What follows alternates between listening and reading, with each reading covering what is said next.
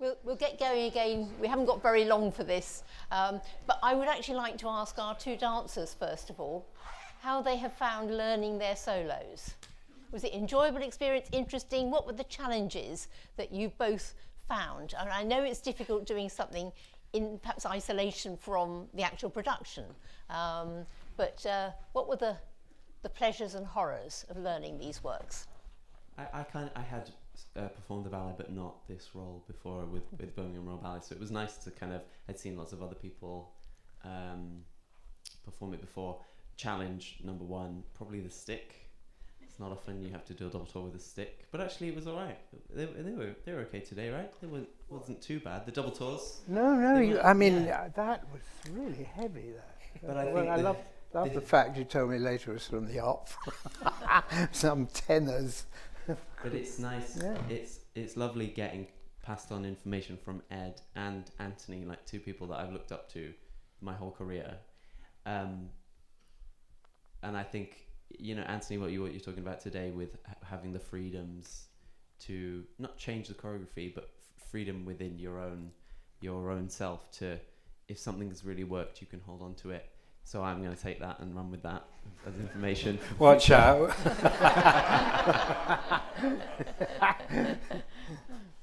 I think it's incredibly unique to, you can learn the steps of anything, and to have the experience to learn from you, Ronald, and to put the intention onto a step is something totally different. I think every dancer could do the steps, every dancer could give that solo a go, could give your solo a go, but it's knowing why to approach it in a certain way. And every single step in each of those solos could be approached, firstly, from your own interpretation, and secondly, from what was originally intended. And I think that's what keeps these productions as special as they are, is that we're so lucky to have that information passed down. And so that's equally challenging, but a pretty special afternoon to hear your words of wisdom. Thank you. And particularly Ronnie, how did you find it coming to something like this after so long? It must be quite strange when you haven't been involved with the production since you left the Royal Ballet? No, 52 years ago. So how, so you were sent a recording to have a look at, or how did you set out for this afternoon?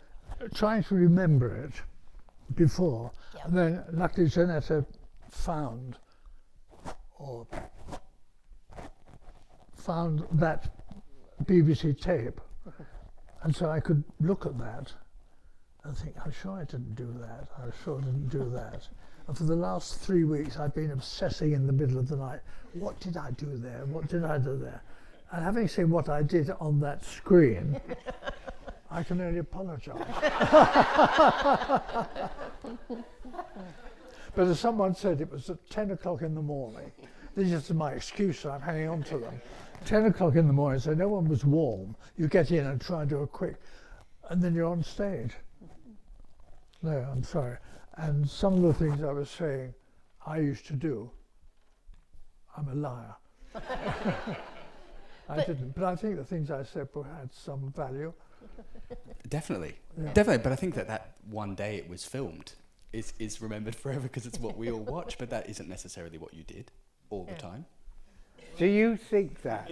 Because you're all such technophobes, you dancers, and I've known someone, or if you go to Japan, they've learnt their own. And when I first came in, I could never learn anything from screen because it was arseways round, you were back to front.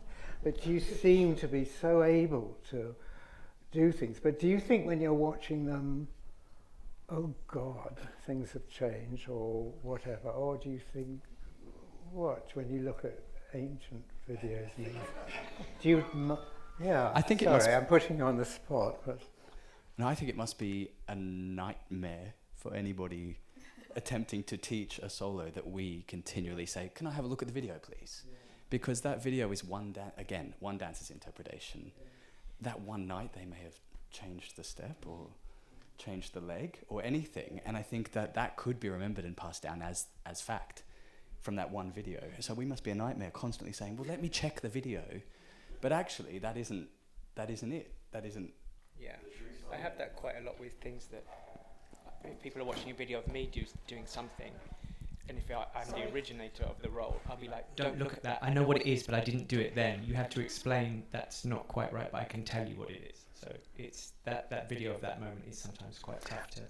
But Pat, now, I mean, for instance, Wayne McGregor people, they work in the studio recording as they're creating, and they may scrap it the next day and everything, but is that a help to the poor person having to write it at the end of the day?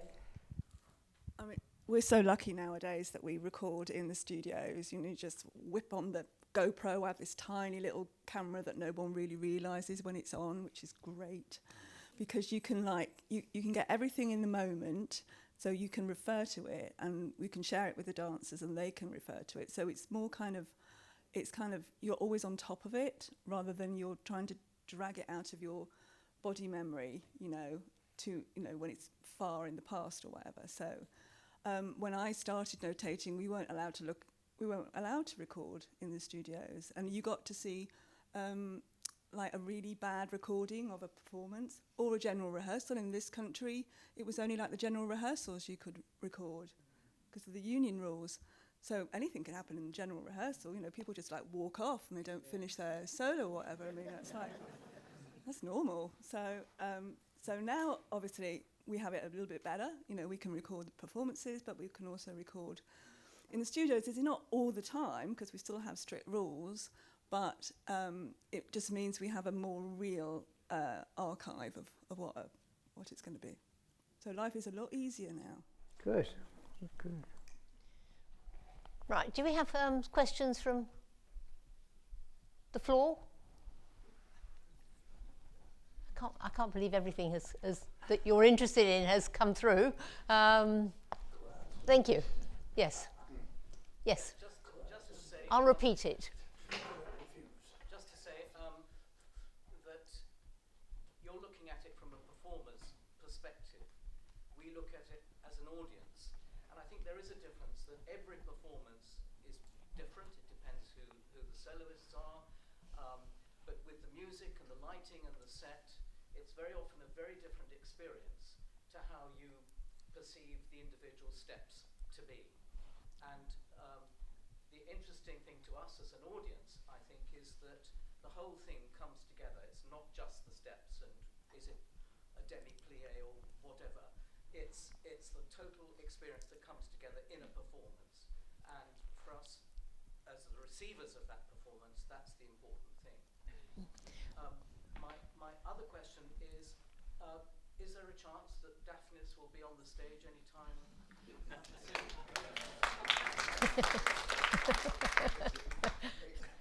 This sounds like a really feeble excuse, but it was actually in the repertoire for 21. It did disappear because of the pandemic and all the things, but it will come back. It will come back. Right. Could it come back with both designs that we could see cracks? Follow-on designs to next, and we can choose which designs we want to see. You need to speak to the technical group.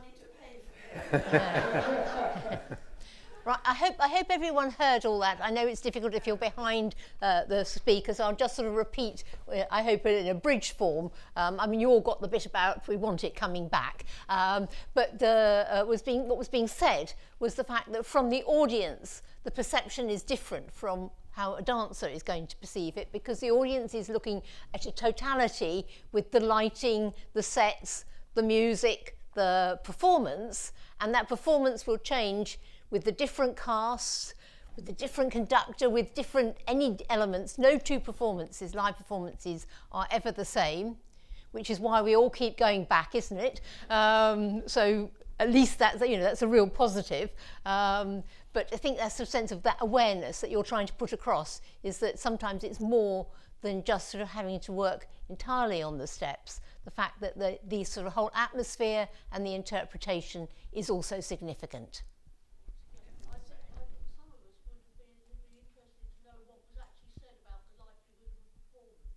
Sorry, it was said about the likelihood of a performance. Oh, sorry, the likelihood of the performance.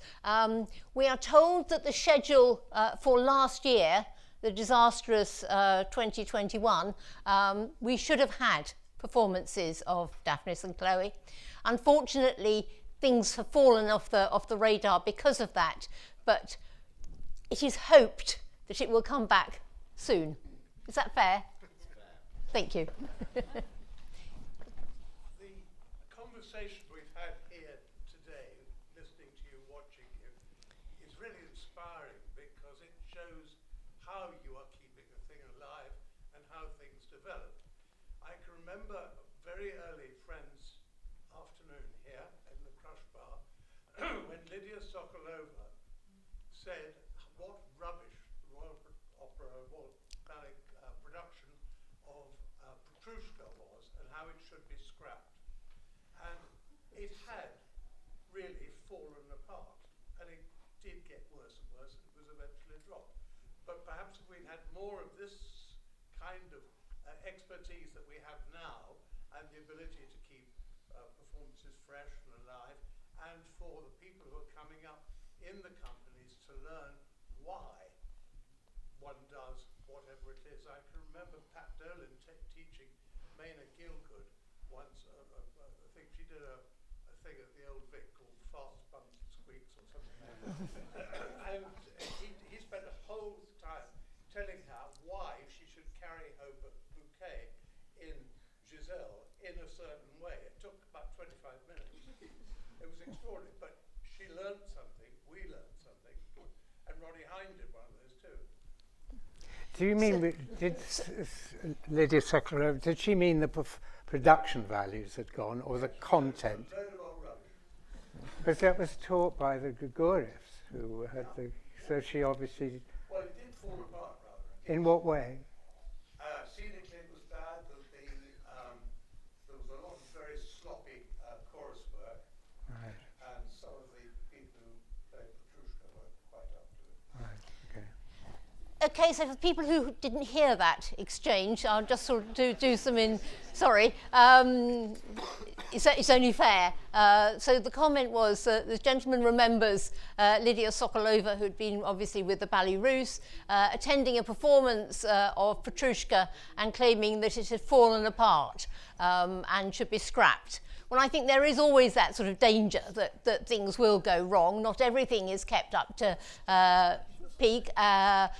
Sometimes you'll have somebody come in and re-perform, restage something, so that you lose some of the qualities. There are challenges in keeping productions alive, but I think that, and of course, what was being said was that the benefit of afternoons like this, where younger dancers have a chance to learn from their seniors, are very important. And I think that is absolutely true. So, well, thank you for your comments. Do we have any questions? Yes. I wonder if any of the people who danced in this, both past and present, might talk a little about the musicality of the choreography, the relationship to the music. Right, the question is asking, I think probably you two, really, about the musicality. Well, you actually any Ashton ballet, you can't fault it. One example, when I was doing that production of Swan Lake, when he said I've done a perfectly good waltz, but he let me keep the Neapolitan dance in, and then from some poison spread behind the scenes, he pulled that. And in the original production, there were 32 couples dancing the Neapolitan. I didn't have the resources in the company. So I thought, oh, could we do a new one? And I used to think, da, da, da, da, da, da, da. And every time I thought of the music, I thought, every step, I mean, he's steeped in the score. I mean, he used to sit with his record player before coming into work. He knew every crotchet and quaver. And would be a challenge for anyone, I think, to re-choreograph what Sir Fred did to some of these amazing scores. I mean, they're tailor-made, and they fit like gloves. I mean, that Daphnis solo, you can see every accent and every trill and everything is there. He doesn't ignore anything. So that's sort of, I'm not very technical in explaining that, but that's all I would say, that an Ashton ballet is tailor-made to the score, yeah. But usually, I think a choreographer starts with the music. as probably Fred did Oh, yeah. with Daphnis. Because you start with the music and you absorb the music and you go on, and then you have a few ideas and you're faced with dancers, and if you haven't got a few ideas, you know, you're sunk. So you have ideas and you put them on, and they could be rubbish, but you can then go on to do something which is not such rubbish, but it's all from the music. Music is paramount. I'll just add in there, though, with certainly having worked with Fred and Kenneth, what was wonderful, though, was that if they didn't have an idea or something happened accidentally, I mean, I love that. Keep yes. that. Or could you do it the other way around? Or that phrase there, could you double it up musically? And you felt when a role was done on you, it was made every stitch for your own being. But it was, and I worked after that with other choreographers who did come in with what they wanted. And I thought, what's this? I've got no input.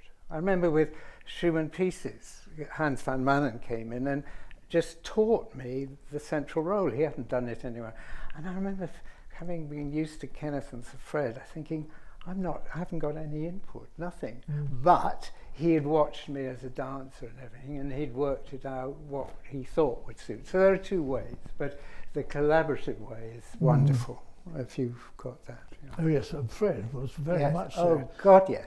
He left Antoinette and I to it once. He went down to the canteen. Yes, it was in the dream, and there was this, you know, this funny one, and we were trying it, and he just said, "Oh, I'm tired of this." And I'm going to the canteen. You work it out. So we did. You know. I remember one rehearsal with Fred. We were doing Homage to the Queen, and he was doing the boys' dance. And I'm saying, we were very naughty. The boys said, "Come on, let's see what Fred can give us. We always give him something. Let's see what he could, see what Fred can do without our input." And of course, it was horrible, evil thing to do. And he got in and he had his cup of tea there, and he kicked the cup, and Hilda Gore at the piano said, "Mind that cup," and he said, "Bugger the cup," and step out. Yeah, so it didn't work. You have to, it's give and take. Yeah. Give and take. Question. It was really Anthony commenting on classicism and correcting Willam, saying not so classical. Yeah. Was that typical of Fred, that he was abandoned sort of very classical technique? Well, Sorry, the question is about the comment that was made about moments in Daphnis not being so classical, and was that typical of Ashton? well, it was created on Michael, and the techniques and things have changed radically from what.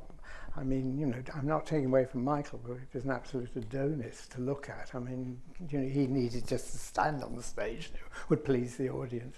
But, and then when he never said to me, naturalize it. It's something that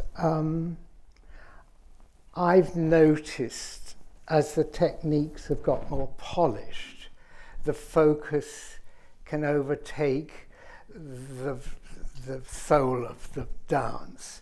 Like I was saying, like what Ronnie said to you, that preparation in Dorkon. Suddenly the action started and we saw what I call the RAD preparation, and it kills it. And with Willam, again, this fantastically well-honed technique, but it's sort of, in fact, I was going to do the rehearsal and ask either for the costume but Willam did put trousers on that ring just to kill the look of tights and the physicality. But it's just something that was particular to me watching dances, is that it gets too precise. The technique's there to support you. It was something, even in Swan Lake and everything, naturalism for the men in dance was very important to me, because I always used to think there's going to be someone in the audience, some poor woman who's dragged her husband along, and a rather posy dancer comes on and he'd go, "Look, I told you so," you know. And it was that was so important to me, that yes, we're following a really classical technique, but it's got to look natural, that it's just part of you. And so if it's beautiful to watch. I mean, you know, I was perfectly happy. I bought a ticket for how Willam was doing it. But it's just, it gets too spelt out, and it takes away from the sort of naturalistic quality of the solo. Yeah. Yes, people. Richard. People. Yeah. Humans, yeah. What was fascinating for me was that we saw two very different characters in this ballet, contrasting characters. And it illustrated Ashton's genius in creating steps that absolutely, with incredible economy, express the difference between those characters. And I'd be very interested to hear from you as to how you think Fred did it. Right, and how did Fred manage to create such contrasting characters? Well, I mean, he just knew, apart from the music, he knew the character inside out, I think, before. And with help from the dancers. Yes, Oh, yes. because he As never people. told me, say for Oberon, you are this sort of personality. I just knew that he was someone who had the power in his little finger, and there was an argument with the tongue, and you sort of did it. He would have told you if he didn't like it. So that's, as you say, he let the artist find. We knew what we were meant to be as people that he was working on. He knew the structure of the music and steps. But that's what I'll repeat myself, say that's why to have an Ashton role created on you, it's part of you, but you've also found your way in how you think the character should work. And even with Macmillan, with things that, I don't know, I mean, they just knew what they wanted that character to express, I think. And then it was rather like Lesko in Manon. I mean, I used to do the golden-haired hero, and then it was absolutely intoxicating to change to Lesko and be, I was quite surprised how evil I could be. But he let you find your own way, you know. He would, yes, of course, say, no, I don't like that or whatever, but it was I think he knew what he wanted, but he was so open to someone else finding their own way to express that character. Yeah, I don't know if that answers it. I think, I'm sorry. Question at the back. Do you find that there's quite a lot of Nijinsky in the choreography for Dorkon in particular? Because to me, a lot of it looks a bit like stuff that you see in Biche with the men. Right, the question there is about, do you see the influence of Nijinsky on the character and the choreography for Dorkon? Quite a challenging question. Yeah. Well, no. What should Monica want to say? Don't Monica, right. Have the mic. Yes. Make sure everyone can hear. Well, I think that the whole question of Nijinsky is a very interesting question. Who's the person who asked that question? Yes, because, you know, Fred always spoke about the influence that Nijinsky had on him. And although Fred wouldn't have seen the Fokine production, he was very, very influenced by Nijinsky.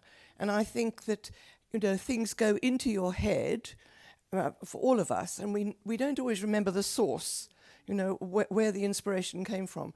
But I think that it makes absolute sense to think, and that if you see that, then it's quite likely that it might have been there.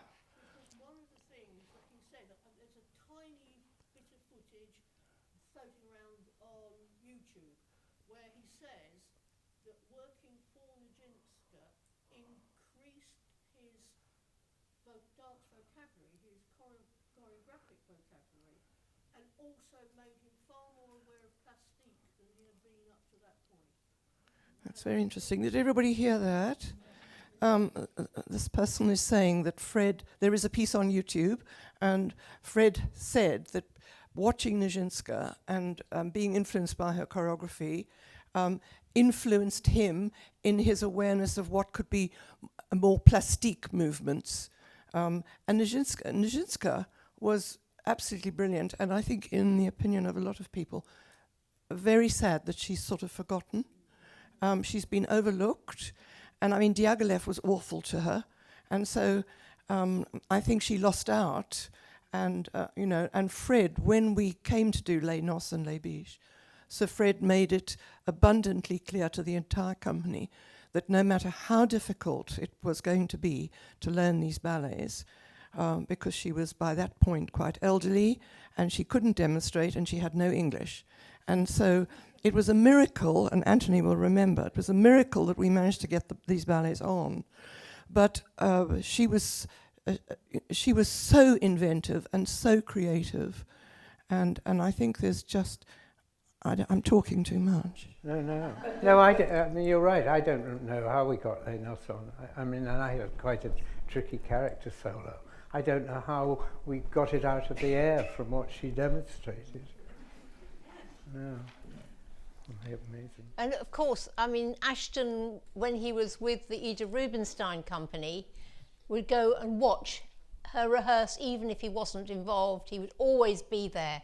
And she was doing a range of works for the company at that time. So that became really his sort of university, if you want to put it that way. He was already an apprentice choreographer, but that probably came at absolutely the right time for him to actually have his horizons broadened. So I think that's sort of quite important. Right, there's one question here, and probably we have to round it up after that. Are we okay? Okay, if there's another burning question, we'll have it after yours, but yes. Willam, Lachlan, you're really young, you're at the absolute peak of both your careers. You work with loads of amazing contemporary choreographers. What is it about Ashton that you love and, that you get out of when you get to do Ashton? Great question. I think they feel like a bit of a benchmark for me. I don't know how you feel about that, because I've seen so many people approach them, and I'm now seeing a new generation of dancers approach these roles, and it's fascinating to see how they change.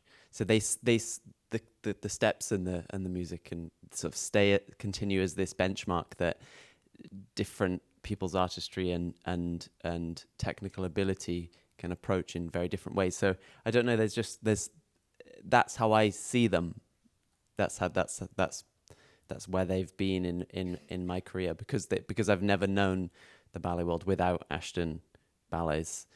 So yeah, I don't know if that makes any sense at all, but it's fascinating, and I'm fascinated to see how they are approached by future generations and how this information is passed on. If you think of something like Rhapsody, I watched videos of Leslie doing it, and I watched videos of Natalia Ospova doing it, and they are very, very different, and I love that about them. I think exactly what William's saying, that every generation, these ballets come back and they live on, and they're done completely differently, and yet they're the same. The steps are the same. Technique is different.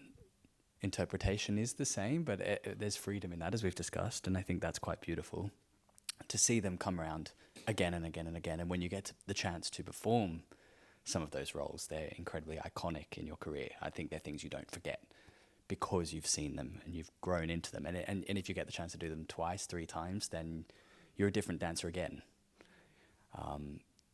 In terms of your life experience, your maturity level, and the way you approach certain things. And I think that's quite beautiful for me.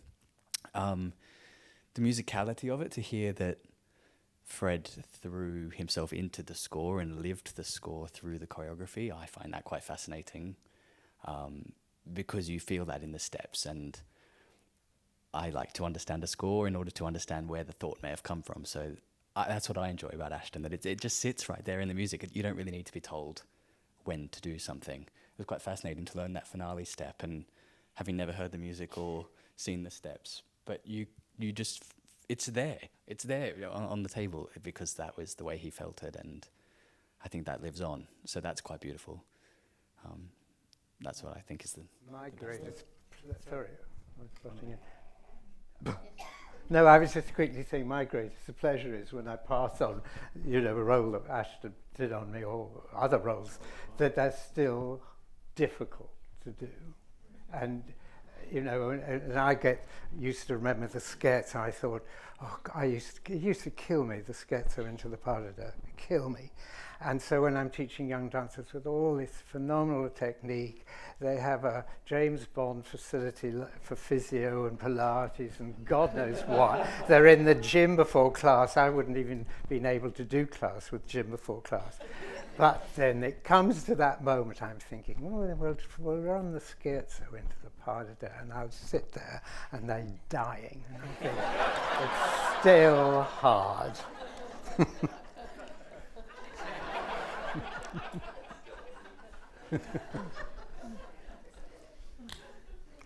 There we are. I